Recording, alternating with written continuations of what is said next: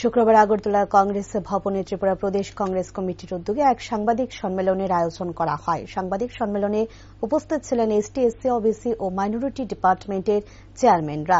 এ বিষয়ে বিস্তারিত জানাতে গিয়ে একজন নেতৃত্ব দেশের প্রধানমন্ত্রী নরেন্দ্র মোদীকে ধন্যবাদ জ্ঞাপন করে জাতি গণনা করার সিদ্ধান্ত গ্রহণ করার জন্য।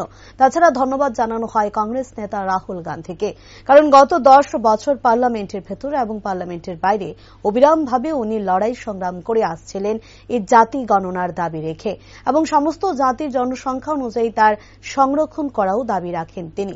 সে অনুপ্রেরণায় ত্রিপুরা রাজ্যের আনাচে কানাচে কংগ্রেসের প্রতিটি সংগঠন এই দাবিকে সামনে রেখে লড়াই সংগ্রাম চালিয়ে গেছে।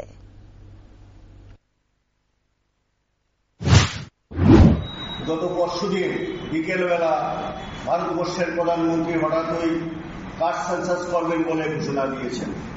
আমরা ওনার কাস্ট সেন্সাসকে সাধুবাদ জানাই, কিন্তু প্রথমেই আমরা ত্রিপুরা রাজ্যের পক্ষ থেকে, ত্রিপুরা রাজ্যের আপামর তফসিল জাতির পক্ষ থেকে আমি ধন্যবাদ জানাই আমাদের নেতা রাহুল গান্ধীকে। আপনারা জানেন গত 10 বছর পার্লামেন্টের ভেতরে এবং পার্লামেন্টের বাইরে উনি অবিরাম লড়াই সংগ্রাম করে আসছেন। সেই লড়াই সংগ্রামের মধ্য দিয়ে ওনার দাবি ছিল আপনারা শাসক গোষ্ঠী অবিলম্বে কাস্ট সেন্সাস করেন এবং মানুষের সামনে প্রত্যেকটা জাতের তফসিল জাতি, তফসিল উপজাতি, ওবিসি, মাইনরিটি মানুষের যে অধিকার তার জনসংখ্যা অনুযায়ী তার সংরক্ষণ করতে হবে। এই দাবি নিয়ে উনি লাগাতার অবিরাম গত 10 বছর ধরে পার্লামেন্টের ভেতরে উনি লড়াই সংগ্রাম করে আসছেন এবং বাইরে করে আসছেন।